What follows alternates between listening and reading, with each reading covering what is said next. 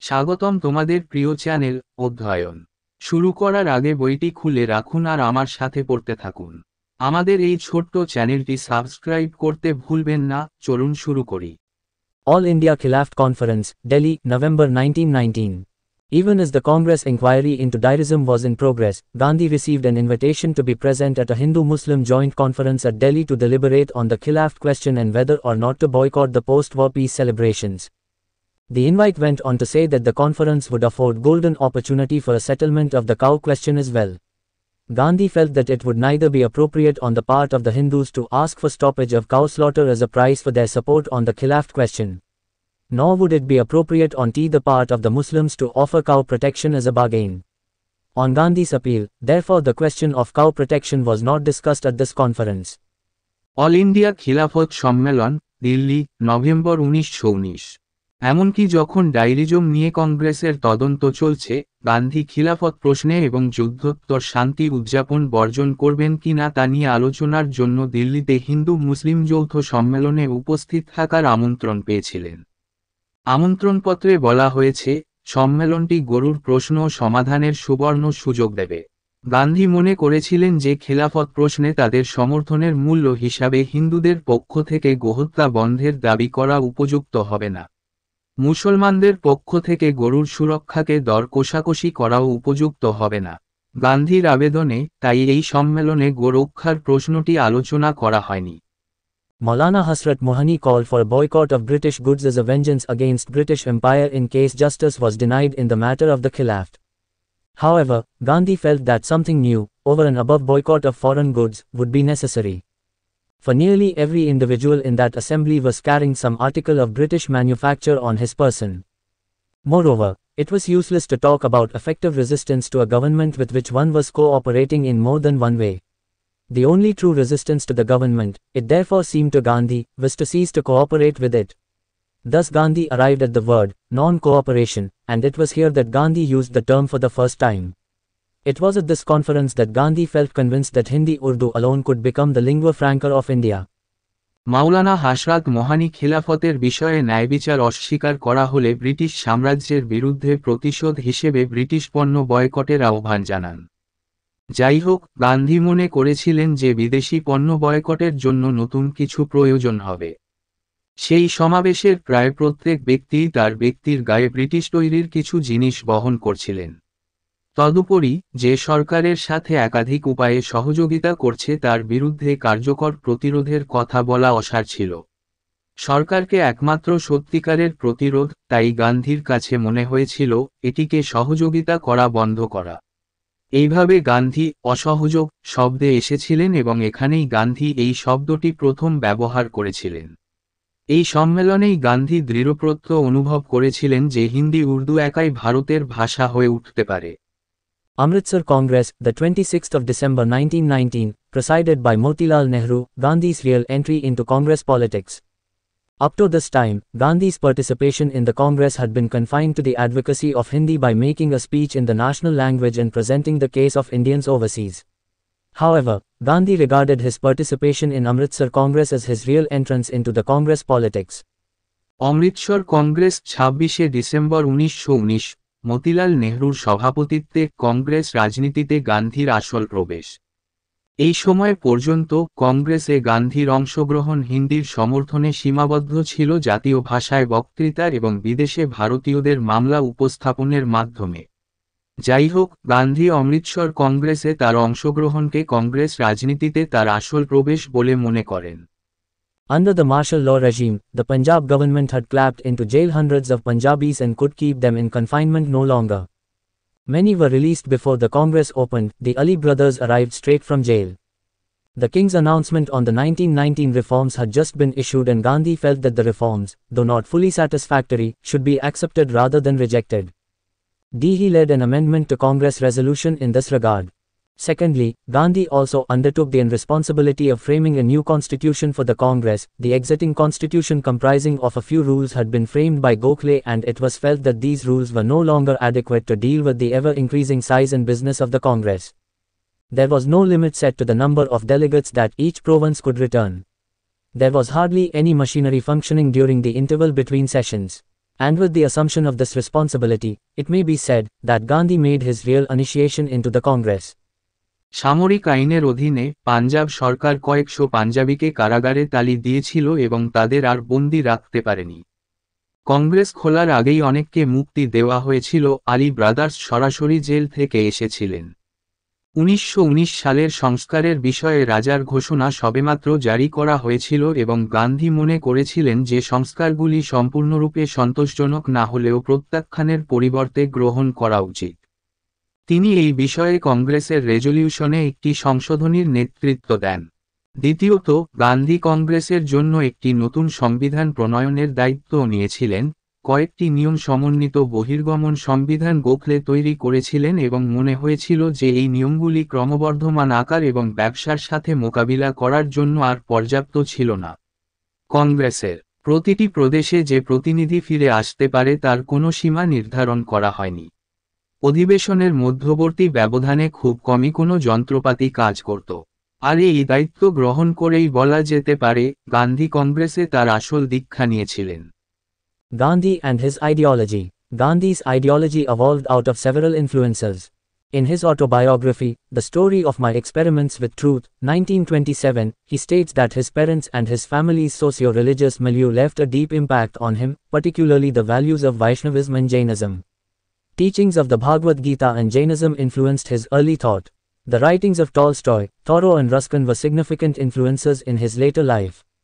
Finally, his own experiences played a key role in giving final shape to his ideology. Gandhi এবং তার আদর্শ। গান্ধীর মতাদর্শ বিভিন্ন প্রভাব থেকে বিকশিত হয়েছিল। তার আত্মজীবনী the story of my experiments with truth 1927-এ তিনি বলেছেন যে তার পিতামাতা এবং তার পরিবারের সামাজিক ধর্মীয় পরিবেশ তার উপর গভীর প্রভাব ফেলেছে, বিশেষ করে বৈষ্ণব এবং জৈন ধর্মের মূল্যবোধ।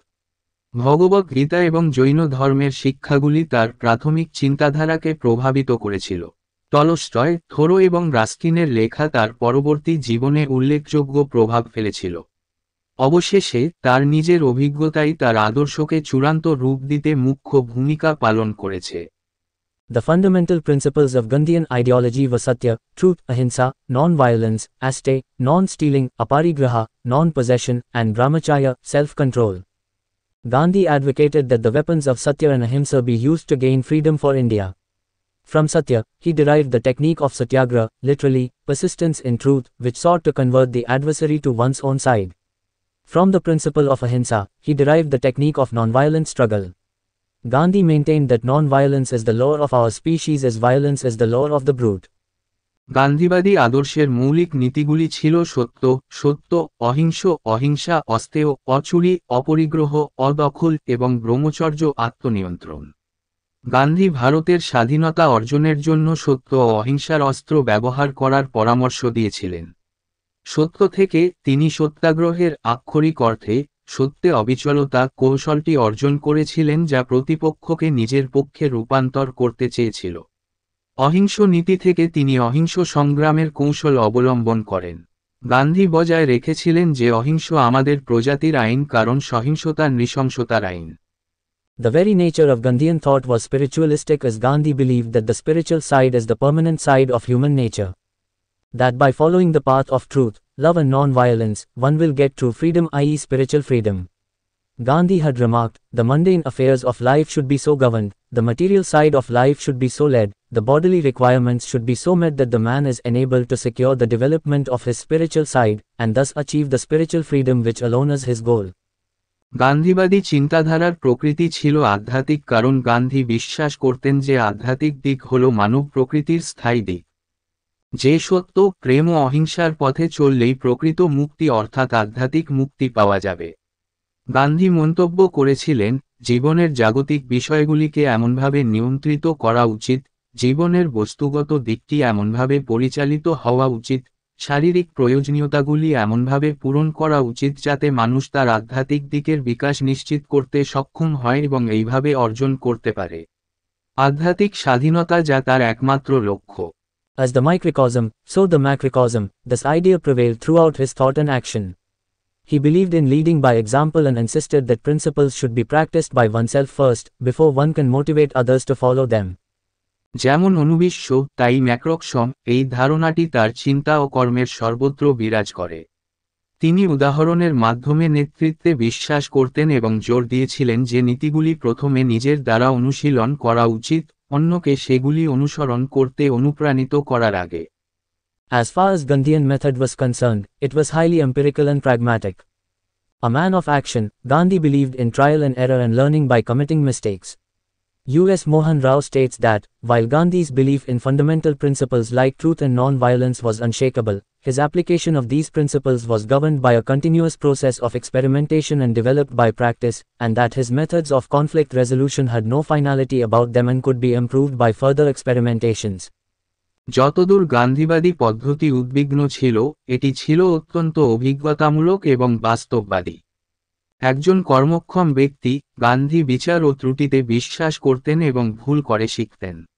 ইউএস মোহন রাও বলেছেন যে, যদিও সত্য ও অহিংসার মতো মৌলিক নীতিতে গান্ধীর বিশ্বাস ছিল অটুট, এই নীতিগুলির তার প্রয়োগ একটি ক্রমাগত পরীক্ষা নিরীক্ষার প্রক্রিয়া দ্বারা পরিচালিত হয়েছিল এবং অনুশীলনের দ্বারা বিকশিত হয়েছিল, এবং তার দ্বন্দ্ব সমাধানের পদ্ধতিগুলি সম্পর্কে তাদের কোন চূড়ান্ততা ছিল না এবং আরও পরীক্ষা নিরীক্ষার মাধ্যমে উন্নত করা যেতে পারে।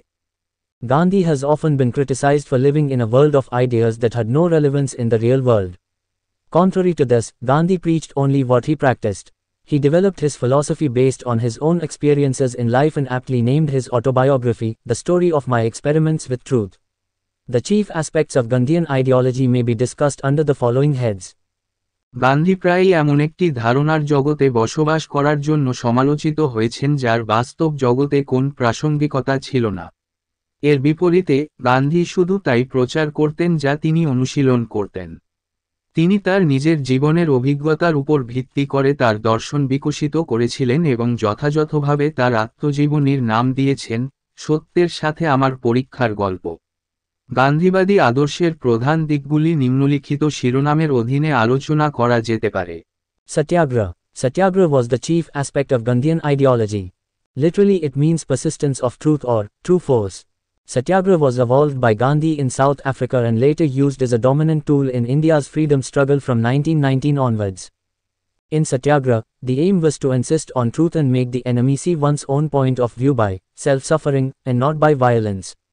This may be done variously by showing passive resistance or civil disobedience to authority, by non-cooperation with evil, by fasting, striking, marching, etc. As a result, a satyagrahi would not seek to vindicate the truth by violent means, rather he would wean the opponent from error by patience and sympathy. সত্যাগ্রহ। সত্যাগ্রহ ছিল গান্ধীবাদী আদর্শের প্রধান দিক। আক্ষরিকভাবে এর অর্থ সত্যের অবিচলতা বা সত্য শক্তি। সত্যাগ্রহ দক্ষিণ আফ্রিকায় গান্ধী দ্বারা বিকশিত হয়েছিল এবং পরে 1919 সাল থেকে ভারতের স্বাধীনতা সংগ্রামে একটি প্রভাবশালী হাতিয়ার হিসাবে ব্যবহৃত হয়েছিল। সত্যাগ্রহের উদ্দেশ্য ছিল সত্যের উপর জোর দেওয়া এবং শত্রুকে আত্মদুর্ভোগ দ্বারা নিজের দৃষ্টিভঙ্গি দেখাতে এবং সহিংসতা দ্বারা নয়।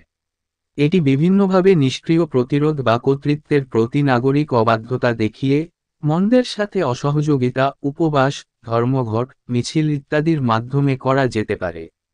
ফলস্বরূপ, একজন সত্যাগ্রহী হিংসাত্মক উপায়ে সত্যকে প্রমাণ করার চেষ্টা করবেন না, বরং তিনি ধৈর্য ও সহানুভূতির মাধ্যমে প্রতিপক্ষকে ভুল থেকে মুক্ত করবে। For Gandhi, Satyagraha was not merely a political tool but an integral part of his philosophy of life and action. Gandhi worshipped God as truth only. This truth was not only truthfulness in word, but also in thought, and was not only the relative truth of our conception, but the absolute truth, the eternal principles, that is God. He believed that the search for truth was the goal of human life and that since no one could know the ultimate truth, one should never attack another's integrity or prevent another's search for truth. While distinguishing between satyagraha and passive resistance, Gandhi had clarified that satyagraha excluded the use of violence in any shape, whereas passive resistance did not. গান্ধীর কাছে সত্যাগ্রহ নিছক একটি রাজনৈতিক হাতিয়ার ছিল না, বরং তার জীবন ও কর্মের দর্শনের একটি অবিচ্ছেদ্য অংশ ছিল। গান্ধী ঈশ্বরকে কেবল সত্য বলেই পূজা করতেন। এই সত্যটি কেবল কথায় সত্যতা ছিল না, চিন্তার ক্ষেত্রেও ছিল এবং এটি কেবল আমাদের ধারণার আপেক্ষিক সত্য ছিল না, কিন্তু পরম সত্য, চিরন্তন নীতি, যা ঈশ্বর। তিনি বিশ্বাস করতেন যে সত্যের সন্ধানই ছিল মানবজীবনের লক্ষ্য এবং যেহেতু কেউ চূড়ান্ত সত্য জানতে পারে না, তাই একজনের কখনোই অন্যের সততাকে আক্রমণ করা বা অন্যের সত্য অনুসন্ধানে বাধা দেওয়া উচিত নয়। সত্যাগ্রহ এবং নিষ্ক্রিয় প্রতিরোধের মধ্যে পার্থক্য করার সময় গান্ধী স্পষ্ট করেছিলেন যে সত্যাগ্রহ যে কোনো আকারে সহিংসতা ব্যবহার বাদ দিয়েছিল, যেখানে প্যাসিভ প্রতিরোধ ছিল না। The superiority of satyagraha over violent means lies in the fact that it leaves no bitterness as its aftermath. Instead, it only leaves goodwill between the oppressor and the oppressed. Though the principle of returning good for evil is not new and has been practiced by many thinkers and preachers including Buddha and Christ, Gandhi's contribution lies in the fact that he brought satyagraha out from merely personal life to larger public life. He made satyagraha a tool for social, political and economic problems, which was a truly original and novel contribution. The critics of Gandhi have also pointed out that Gandhi used satyagraha techniques to control the mass movements from above. Nonetheless, it was satyagraha that succeeded in bringing almost all sections of Indian society together, like never before, to join the freedom struggle. হিংসাত্মক উপায়ের চেয়ে সত্যাগ্রহের শ্রেষ্ঠত্ব এই সত্যের মধ্যে নিহিত যে এটি তার পরিণতি হিসাবে কোনো তিক্ততা রাখে না। পরিবর্তে এটি কেবল অত্যাচারী এবং নির্যাতিতদের মধ্যে সৌহার্দ্য রেখে যায়। যদিও মন্দের জন্য ভালো প্রত্যাবর্তনের নীতিটি নতুন নয় এবং বুদ্ধ ও খ্রিস্ট সহ অনেক চিন্তাবিদ এবং প্রচারকদের দ্বারা অনুশীলন করা হয়েছে, গান্ধীর অবদান এই সত্যে নিহিত যে তিনি সত্যাগ্রহকে নিছক ব্যক্তিগত জীবন থেকে বৃহত্তর জনজীবনে নিয়ে এসেছিলেন। তিনি সত্যাগ্রহকে সামাজিক, রাজনৈতিক ও অর্থনৈতিক সমস্যার একটি হাতিয়ার বানিয়েছিলেন যা ছিল সত্যিকারের মৌলিক এবং অভিনব অবদান। গান্ধীর সমালোচকরা উল্লেখ করেছেন যে গান্ধী উপর থেকে গণ আন্দোলন নিয়ন্ত্রণ করতে সত্যাগ্রহের কৌশল ব্যবহার করেছিলেন। তা সত্ত্বেও এটি সত্যাগ্রহ ছিল যা ভারতীয় সমাজের প্রায় সমস্ত অংশকে একত্রিত করতে সফল হয়েছিল, যেমনটি আগে কখনো হয়নি, স্বাধীনতা সংগ্রামে যোগদানের জন্য। P. Sitaramya say, satyagraha involves self-chosen suffering and humiliation for the resistors. It is effective, it is so by working on the conscience of those against whom it is being used, sapping their confidence in the exclusive rightness of their cause, making their physical strength important, and weakening their resolution by insinuating a sense of guilt for the suffering they have part in causing. P. Sitaramayya বলেন, সত্যাগ্রহের মধ্যে রয়েছে প্রতিরোধকারীদের স্বনির্বাচিত কষ্ট এবং অপমান। এটি কার্যকর, যাদের বিরুদ্ধে এটি ব্যবহার করা হচ্ছে তাদের বিবেকের উপর কাজ করে, তাদের কারণের একচেটিয়া ন্যায্যতার প্রতি তাদের আস্থা হ্রাস করে, তাদের শারীরিক শক্তিকে গুরুত্বপূর্ণ করে তোলে এবং কষ্টের জন্য অপরাধবোধের অনুভূতি জাগ্রত করে, তাদের সমাধানকে দুর্বল করে। ঘটাতে তাদের অংশ আছে। Stanley Jones say, the satyagrahi bears no ill will or hatred against the evildoer. He tries to overcome hatred and anger by love, evil by good, untruth by truth and hinsa by ahimsa. Possessing faith in the existence of the soul behind the physical exterior and striking directly at it, the satyagrahi thus values soul force as the most important component in his arsenal. Stanley Jones বলেন, সত্যাগ্রহী দুষ্টের বিরুদ্ধে কোনো অমঙ্গল বা বিদ্বেষ বহন করে না, সে ঘৃণা ও ক্রোধকে ভালোবাসার দ্বারা, মন্দকে ভালোর দ্বারা, অসত্যকে সত্যের দ্বারা এবং অহিংসের দ্বারা হিংসকে জয় করার চেষ্টা করে।